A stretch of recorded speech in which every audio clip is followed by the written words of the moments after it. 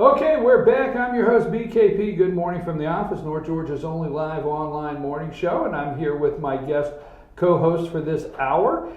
Jen and I were talking earlier about supporting small business and how we can do that. So again, 706-889-9700 or chief@fetchernews.com. We are going to start working out some things for the first of the year to do small business segments. So you let us know, because we'd like to see how we can support your small business as we work together to make America great again. Wow, that just flowed real nice. But Jen, I have to go to the Twitter deck. Okay. And the reason I have to go to the Twitter deck is our president-elect has decided, and our president-elect has decided that he's going to communicate through Twitter. So yesterday there was a battle on who called who first. Bill Clinton called me, I called him. All right, so we passed that. Now, 18 hours ago, there's a lot of controversy over Carlos Slim. And Carlos Slim, I think, is he the owner of the building now that the New York Times is in or something like that. And yes, it is true, Donald Trump said, Carlos Slim, the great businessman from Mexico, called me and about getting together for a meeting. We met. He is a great guy, all caps. Let me explain this, what the media is doing out there. Trump went after Carlos Slim during the campaign. We don't have time to go into all the details. Went after him. Well, since, and yes, he's Mexican, okay, businessman from Mexico, very wealthy businessman. But since the election, do you remember during the election you heard something like build the wall? Yes. A little something about it. A little something, okay. Did you hear a little something about he's going to make Mexico pay for it? Yes. Yeah. Okay. So, build the wall, Mexico pay for it. All right. Moving on, now these people, since Donald Trump won, are trying to get friendly really quick. So I'm not going to take him to task for eating lunch with Carlos Slim. You always get together. This is a brilliant man, I have to say. I think Donald Trump is brilliant.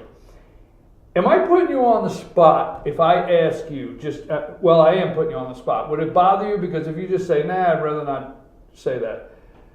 If I just ask you to give me your first thoughts or what you really think about Donald Trump, would that put you on the spot or bother you to say that?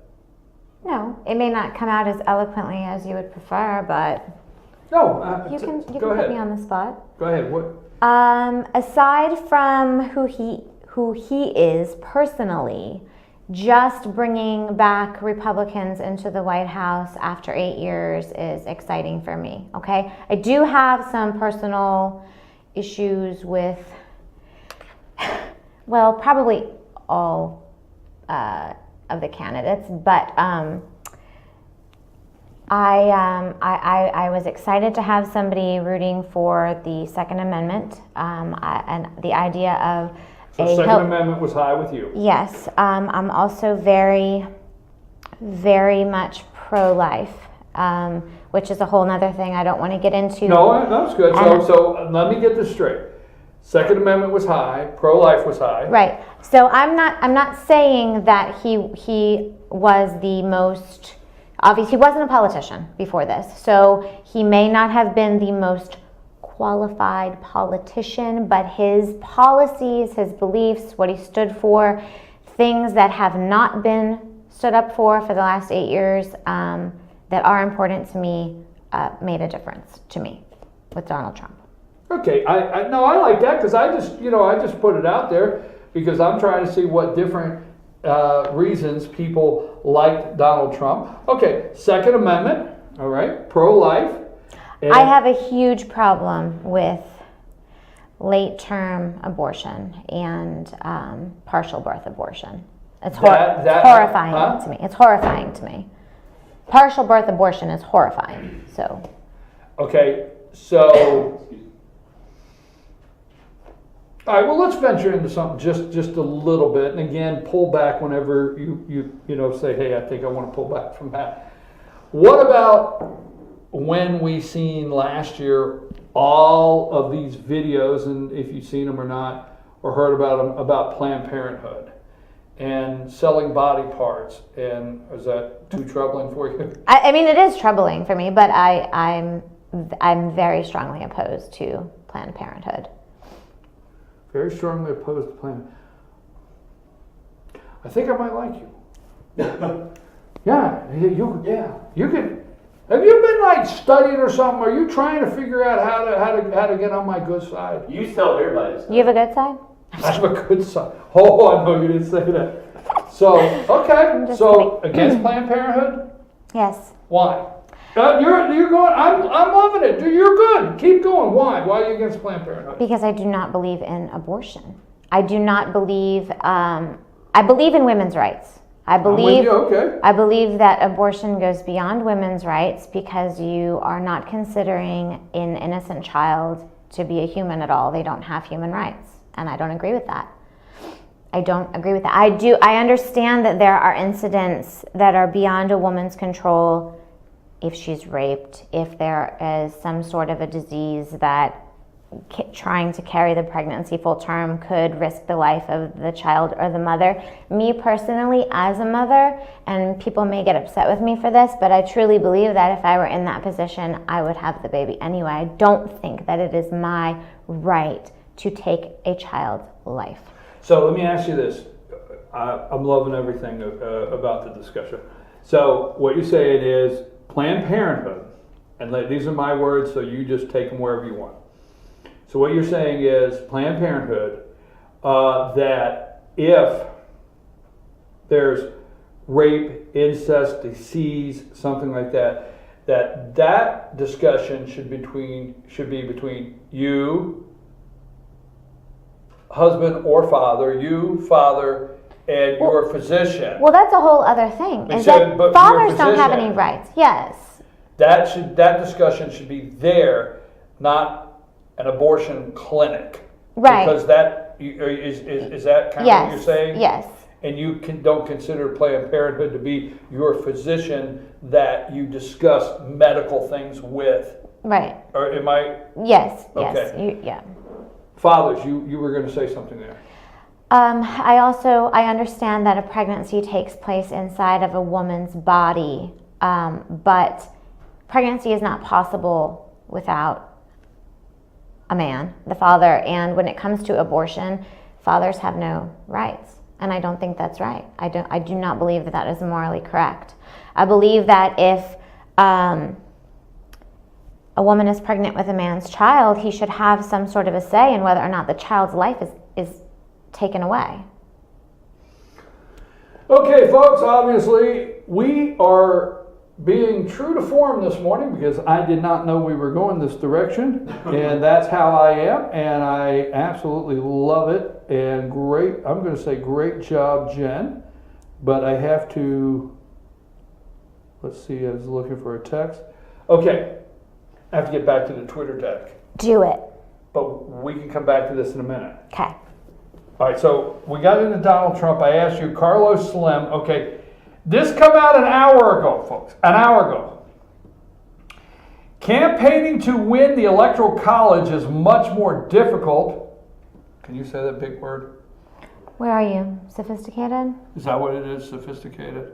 Yes. Do you want me to pronounce it like Google? No, but like, so you could be big word assistant?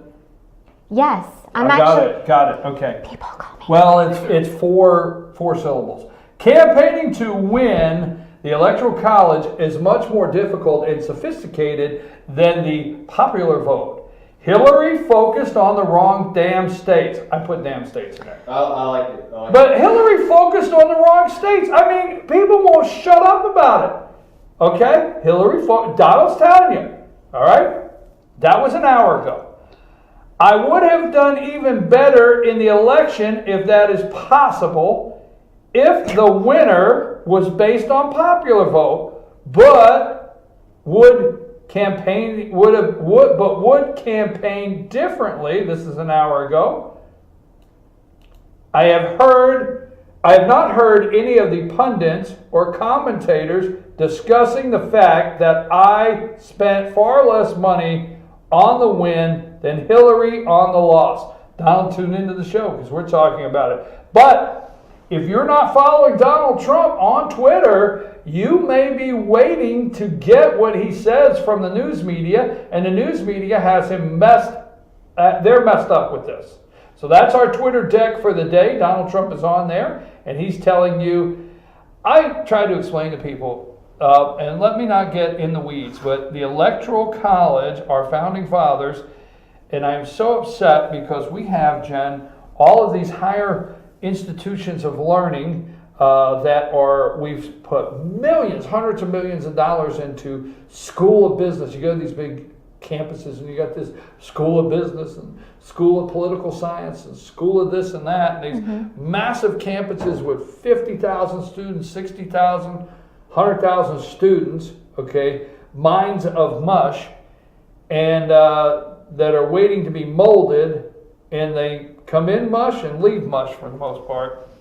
But, a little personal opinion, they're not taught that if California, New York, Texas, and Florida, I think those are the four off the top of my head that hold the highest popular votes.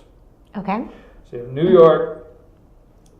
York, I think, Florida, Texas, and California. So if the country, have you been hearing more just in little news clips that flash on your phone about Hillary won 3 million more votes? She won the popular vote. And people that are arguing, hey, we should go to popular vote. Right. The founding fathers intentionally made it the way they did so the states like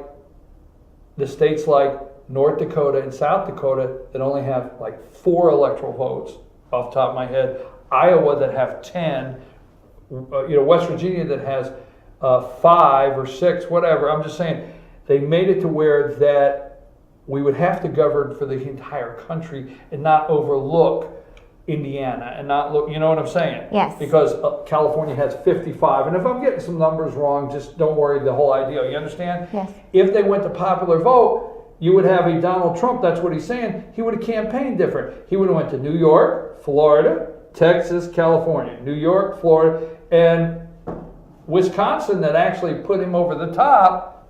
Why stop? Right. You see what I'm saying? So anyhow, I mean, enough is enough with the popular vote, Hillary. The popular vote, enough is enough. Enough is enough with trying to save the election. It's over. I told you earlier what's next. Let me just make my little comment here. Look, Hillary, get her off the floor. She's on the floor drunk, okay? She is. She's drunk. What happened? He just said Hillary Clinton's drunk. I'm not sure. Yeah, she's on the floor drunk. She's a drunk. She's on the floor. I'm just saying that. Come on, lighten up. Anyway, look, somebody pick her up and give her like one of these and go, bam, bam, Hillary, wake up. It's over. You know what I'm saying? Mm-hmm. Maybe not quite that way. Okay, that was the Twitter deck. Now,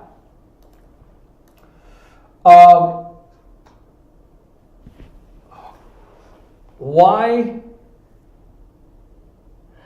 did Hillary not get, and again, pull back from this one if you don't want to get into it, but you actually did so well with the first question. I'm going to go for a second. Okay. Now, when, Hillary said during the campaign, when she finally got up enough energy to actually do a rally, oh, Hillary's sick. No, I'm serious. She has Donald Trump goes through the campaign. She had no stamina. She couldn't campaign. She couldn't go to half these places. She had to send Michelle Obama. She had to send Bill Clinton. She's sick. I mean, she had pneumonia, and there's a lot of people professionally saying there's other things wrong. Okay? And that's my opinion. Or there's a lot of documents saying that, Hillary has some physical problems. She had a concussion. She bounced her head. This is why she was Secretary of State. She had to wear special glasses. All this is true.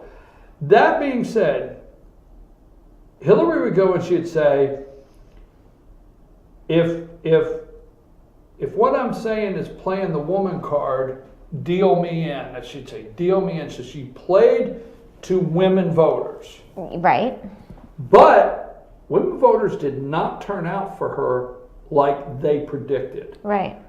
Why do you think? Some did. Some, A yes, lot. they did. A Yes, lot. they did. A lot did. Yes, they did. You're correct. You're correct, but not like they thought. Right. Well, I believe that there was a silent majority.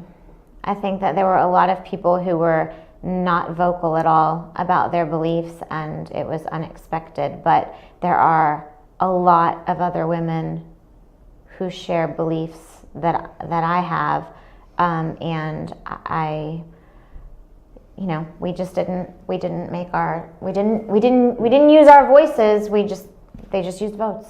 No, I love it. So you didn't get out and get real vocal about it. Right. You just went to the ballot box, voted your. Right. I understand. I understand why a lot of women voted for Hillary Clinton. I understand why a lot of women and men are offended by some of the things that Donald Trump has said. However, we all have our own personal beliefs, and they are beliefs that are some are held, at a higher importance to us. And personally,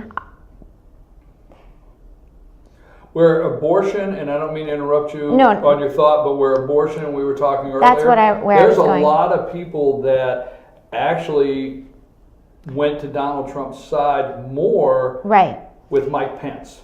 Mike Pence was big. The picking of Mike Pence was big. Yes. And kindly validated. There was a lot of people who said, I don't know if Trump is really believing what or really believes in what he's saying. Right. And we could trust that. But when he picked Mike Pence, that kind of pushed some of those things over the top. I agree. Yes. I agree. I want to ask you another question while I have this brief time, because I've been kindly waiting. I've asked several.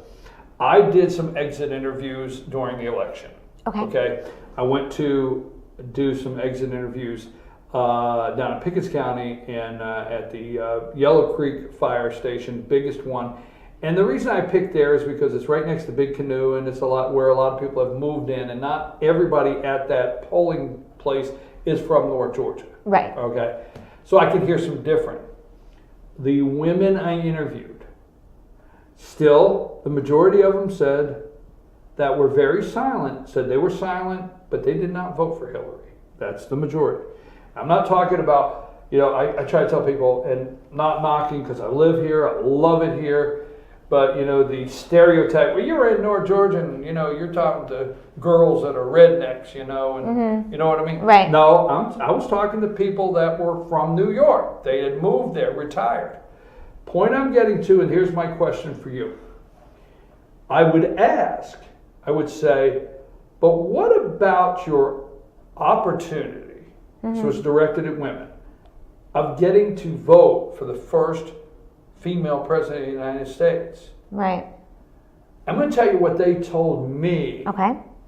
After you tell me, if I'm interviewing you, you say all that, but what about your opportunity to get a chance to cast a vote for the first female president of the United States? Okay.